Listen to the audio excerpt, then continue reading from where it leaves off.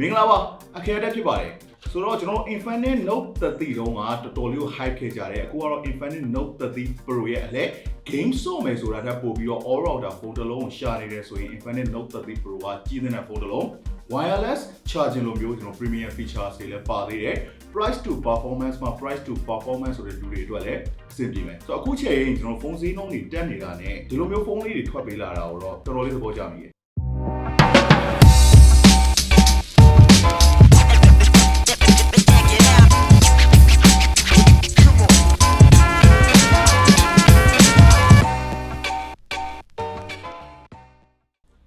Infinix Note 30 Pro ကအယောင်2ယောင်နဲ့လာတယ်ဒီ Magic Black Color ရဲ့နောက်ကျွန်တော်တို့ Variable Gold ဆိုတဲ့အယောင်ရဲ့ပါဆိုတော့ကျွန်တော်လက်ထဲရောက်နေတာကတော့ဒီ Magic Black ဆိုတဲ့ Color ဆိုတော့ကျွန်တော်အယောင်2ယောင်ထဲမှာတော့ကျွန်တော်က personal အမြင်ရတော့ဒီ Magic Black Color လေးကိုပို့ပြီးတော့သဘောကျတယ်အဲ့ဒီအယောင်လေးကတစ်ချက်ကြည့်လိုက်မယ်ဆိုလို့ရှိရင်သူက Navy Blue လို့မျိုးအယောင်မျိုးလေးဖြစ်နေတယ်ဒါပေမဲ့တခြားပြန်ကြည့်တော့လေသူကအမဲရောင်ပါပဲနောက်ဘက် cover ကိုတော့သူက matte finish အသားနဲ့လုပ်ပေးထားတယ်ဆိုတော့လက်ရမထင်ဘူးအမဲရောင်ကိုဒီလိုမျိုး matte finish အသားနဲ့လုပ်ပေးထားတာကိုကျွန်တော်ပို့ပြီးတော့သဘောကျတယ်ဘာလို့လဲဆိုတော့အမဲရောင်ကတခြားအယောင်တွေထက်ဆိုင်ပို့ပြီးတော့လက်ရထင်တတ်လို့ပါဘေးပုံကတော့ shining ဖြစ်တဲ့အယောင်ကိုပဲသုံးပေးထားတယ်ဆိုတော့သူ့ရဲ့ design ကကျွန်တော် Infinix Note 30တုန်းကထက်ဆိုင်ပို့ပြီးတော့ premium ဖြစ်လာတယ်လို့ခံစားရတယ်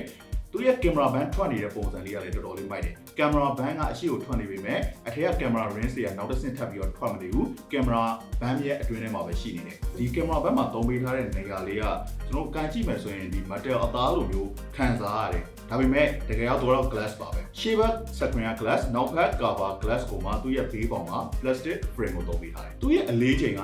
203 gram ရှိတယ်ဆိုပေမဲ့ကျွန်တော်လက်ထဲမှာတေချာကန်ကြီးတဲ့အခါမှာထင်ထားတဲ့ပို့ပြီးတော့ပေါ့နေလို့ခံစားရတယ်။နောက်လက်ထဲမှာကန်ရရလဲသူကတောင်းတရှိပါတယ်။ဘေးပေါ်မှာကတော့ကျွန်တော်ထုံးစံအတိုင်းပဲ power button ကို fingerprint နဲ့တွဲပေးထားတယ်။နောက်သူ့ရဲ့ဒီ volume up down ခလို့လေးတွေကကျွန်တော် Infinix Note 30တုန်းကလိုမျိုးပဲမမနဲ့ကြစ်လေးဒီဘက်ဘေးမှာတော့ကျွန်တော် SIM tray လေးရှိမယ်။ SD card တကန်းနဲ့ SIM card နှစ်ကတ်စိုက်လို့ရတယ်။အပေါ်ဘက်မှာတော့ကျွန်တော်တို့ speaker တစ်ပေါက်ပါမယ်။အောက်ဘက်မှာလည်း speaker တစ်ပေါက်ပါမယ်။အဲ့ဒီအပြင်ပေါ်မှာ USB Type C 2.0 charging port ပါမယ်။နောက်ကျွန်တော် mic mount နဲ့ 3.5mm headphone jack လည်းပါတယ်ဆိုတော့တော်တော်လေးကိုစုံအောင်ထည့်ပေးထားတာကိုတွေ့ရတယ်။သူ့ရဲ့ design ကကျွန်တော် Infinix Note series တွေရဲ့ gaming phone ပုံစံ design မျိုးထက် premium ပို့ပြီးတော့ဆန်လာပြီးတော့ daily use ဘိုင်းအတွက်အဆင်ပြေစေနိုင်မဲ့ design မျိုးဖြစ်လာတယ်။ premium လည်းပို့ပြီးတော့ဆန်လာတယ်ပို့ပြီးတော့လည်းပါလာတယ်ရှေ့ဘက် screen ကိုတော့ 6.67 inch ရှိတဲ့ AMOLED screen ကိုသုံးပေးထားတယ်ကျွန်တော် Pro version ဆိုတော့ Pro version နဲ့ light တဲ့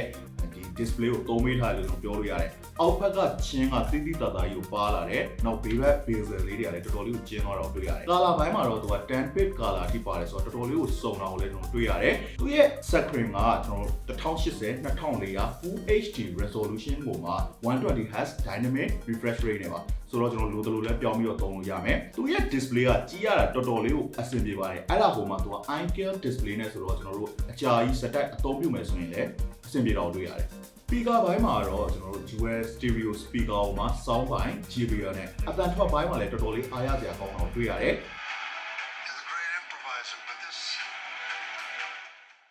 သူရဲ့ speaker နှလုံးစလုံးရဲ့အသံထွက်က balance ဖြစ်တယ်ကျယ်တယ်ဆိုတော့မဆိုးပါဘူး chipset ဘိုင်းမှာတော့ MediaTek ရဲ့ Helio G99 6nm chipset ကိုပဲသုံးပေးထားသေးတယ် Note 30 Yo-Yo version မှာလည်းဒီ chipset ကိုပဲသုံးပေးထားသေးတာဆိုတော့တိတ်ပြီးထူးတော့မရှိဘူး game ဆော့မယ်ဆိုရင်လည်းအဆင်ပြေတယ် daily use အတွက်လည်းဘာပြဿနာမှတိတ်ပြီးတော့မရှိနိုင်ဘူး RAM အနေနဲ့ကတော့ 8GB ပါဝင်တယ် total 16GB ထိသုံးလို့ရဖို့အတွက်ဆိုရင်တော့ 8GB extend ထပ်လို့ရတယ် ROM ဘိုင်းမှာတော့ 256GB အထိပါဝင်တယ်ဆိုတော့ storage ဘိုင်းမှာလည်းမစိုးပါဘူးအခုချိန်ပေးရတဲ့ဈေးနဲ့ကတော့တန်နေတော့မဲ့လို့ပြောလို့ရတယ်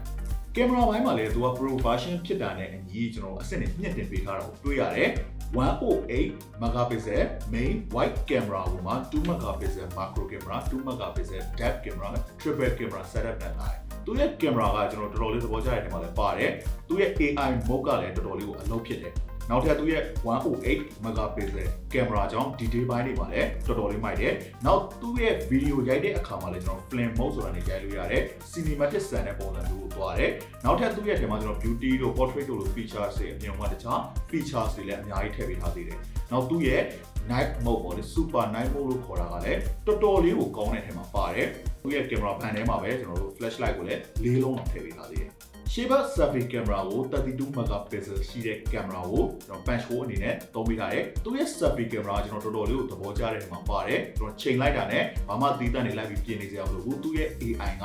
ကျွန်တော်တခုချင်းစီအသေးစိတ်ချိန်ပြီးပေးသွားတာကိုတွေ့ရတယ်သူရဲ့အရှိတ် selfie camera ကညာဘက်ရိုက်တဲ့အခါမှာလည်း night mode ရတာကိုတွေ့ရတယ်ဒီရှေ့ဘက် selfie camera နဲ့တွဲဖက်ဖို့အတွက်ရှေ့ဘက်မှာပဲကျွန်တော် flashlight နှလုံးထည့်ပေးထားပါတယ်သူရဲ့အဓိကဝယ်ခြင်းစရာအကောင်းဆုံးဖြစ်စေမယ့်အချက်တွေလာပါပြီသူ့မှာကျွန်တော် 9000 mAh ရှိတဲ့ battery ကိုသုံးပေးထားတယ်အဲ့ဒါကိုမှကျွန်တော်တို့68 watt charging နဲ့ပြန်ပြီးတော့အားသွင်းလို့ရမယ်တော်တော်လေးကိုမိုက်တယ်item miter တခုက15 watt wireless charging နဲ့လည်းပြန်ပြီးတော့အားသွင်းလို့ရမယ် pro version ဆိုတာဒါမျိုးပြောတာ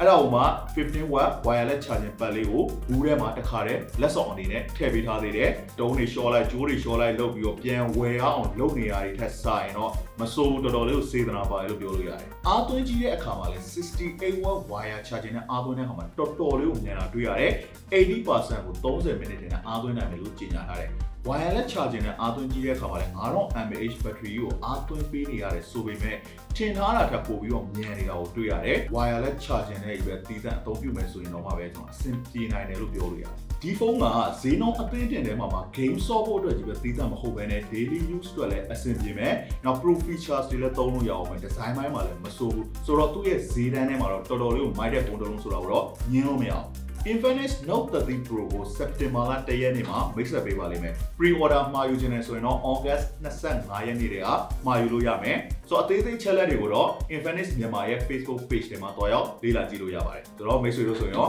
ဘယ်လိုသဘောရလဲဝယ်ခြင်းလားမဝယ်ခြင်းဘူးလားကျွန်တော်တော့ကောင်းခဲ့နိုင်မှာနောက်ဗီဒီယိုတစ်ခုမှတွေ့ပါ